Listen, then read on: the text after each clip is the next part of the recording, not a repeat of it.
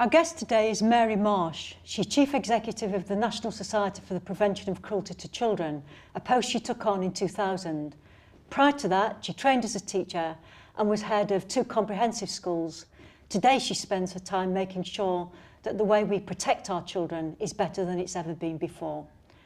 Mary, you don't come from a family of teachers, you come from a family of medics, but you went into teaching and spent, must have been more than 20 years in teaching, including 2 headships. So what took you into teaching in the first place? I decided not to go into medicine and was looking to go and live abroad with my husband. So I thought, right, well, what I need to do is train to be a teacher of English as a foreign language. This will give me lots of flexibility. That proved to be impossible because you had to have experience to train. So I ended up working in a school in Luton where there was English as a second language, as it was then called, needs. And then I found myself teaching my subject, geography, and to my amazement, found I loved it. And I was completely converted, and that was it. I stayed in teaching then right through until 2000. Given what you're doing at NSPCC, how much of all those years teaching, working with children and their parents and the community, influences how you do your job now? I think I walked through the door and brought the voice of children and young people and their families with me. They were still echoing in my head. And that's a rare privilege for somebody at that level of seniority, to have that tangible, very recent experience of what actually is going on in children's lives. And I've always been committed to the voice of children and young people. And it was just very stark to me that this wasn't something that we were doing enough within the specifics of NSPCC, but more widely. And that too seems to have transformed in the last 5 years, because you yourself in the Department for Education and Skills led the way in government, I think, in taking the voice of children and young people into everything that goes on. And that's now something that nobody would even begin to suggest you shouldn't be doing. And I think that the degree to which we engage directly with children and young people in the social care field is a dramatic change, and the sorts of things we hear about children who are in care and how we carefully involve them. And it's not just consulting them, it's engaging with them, encouraging their participation, because they're very wise. They can help us do things much better if we listen to them and help them let us understand the realities of their lives. I wanted to move on to, I suppose, what's the core area of NSPCC, which is this, the whole issue of children at risk. As somebody who absolutely, understands the severity of the problem, when I see some of the statistics, they surprise even me, if I may put it that way. So I don't know what they do to a skeptic. And I was just looking at some of the NSPCC figures, and without going through them all, we've got over 32,000 on the Child Protection Register, 1 a week killed by their parent or carer. I mean, these figures are fairly horrific. Is this the first generation where the figures have been that bad, do we suspect? Or has it always been there, but we've never actually looked to find it? The simple answer to your question is we don't know, because we never knew the full scale of it, because nobody found any way of assessing it, because so much of it remains unsaid. But there are some really serious areas of abuse and neglect of children that in the mid-1990s, only a decade ago, people didn't believe was true. I think some things are getting better, but I think that there are still some aspects of abuse that remain hidden. And if you just think of domestic violence between adults, we've only really started taking that seriously in the very recent past. Any home where there is domestic violence between adults, what is happening to the children? If they're not physically being abused, they're certainly being emotionally traumatized and very disturbed and confused in their whole attitudes to themselves and their own lives. So the damage that is done to a minority of children, but it's a significant minority. What I always say, and wherever I can, but of course this is the bit that the media never quote, is that, of course, the vast majority of children grow up in happy homes where they're cared for, loved, cherished, and are able to fulfill their potential as we want them all to do. But it is a travesty that there is still this very significant group of children who are suffering at home And very often somebody knows about it and doesn't do anything about it. And one of the other things that when you look at the statistic hits you is there's no set criteria as to where you'll find this abuse. It's in homes of all sorts, from different wealth, different backgrounds, different parts of the country.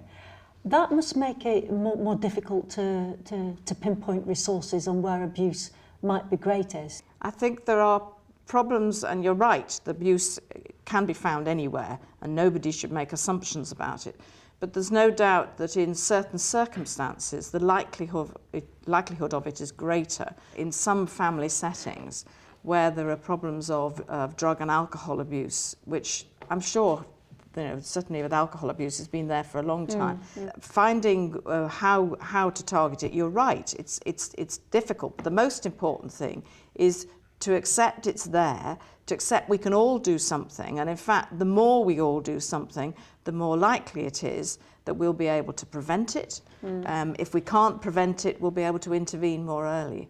The most critical thing is we don't spend a lot of time picking up children a long way down the track when they're in getting them to overcome any abuse they've suffered is really difficult. And as far as educational achievement is concerned, this is key, because no child is going to learn if they're not at ease with themselves, if they're not confident, if they don't have a sense of self, if they can't relate to other people.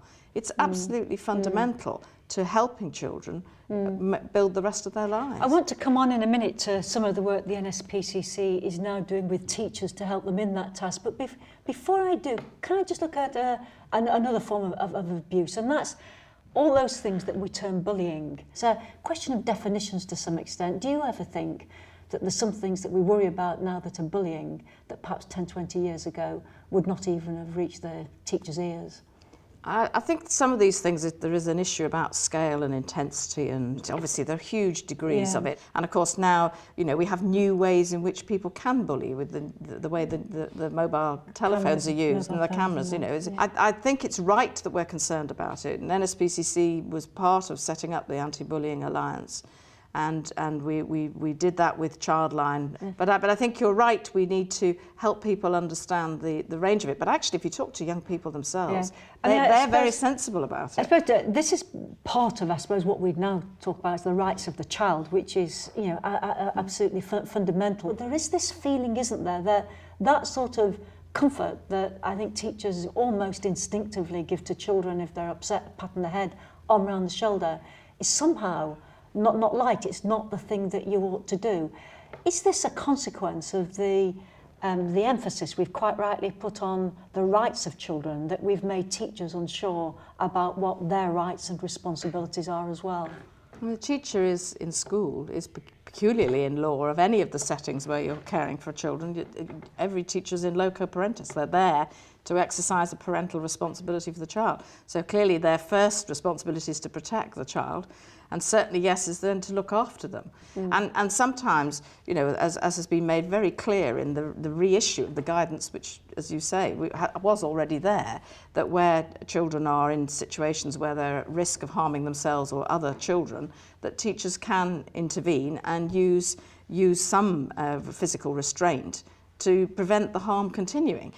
Obviously, people are right to be cautious about it, because you don't want to intervene, and adults are big people, children are small. You've got to use the right level of restraint, but it's right and proper that sometimes you need to do that. And getting this balance right for teachers in a new era in terms of the way they deal with children and respect their rights, it does require training. It's yet another thing, another skill that you need to have to be a teacher these days. And I know that the NSPCC are undertaking training. Educare is a programme you're training.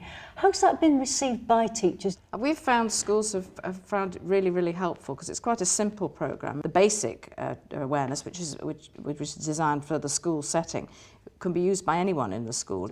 For teachers and everyone in schools, their responsibility for the protection of children is not to take all the action, and there's no suggestion that you're training teachers to be social workers. Teachers' responsibility is children's learning.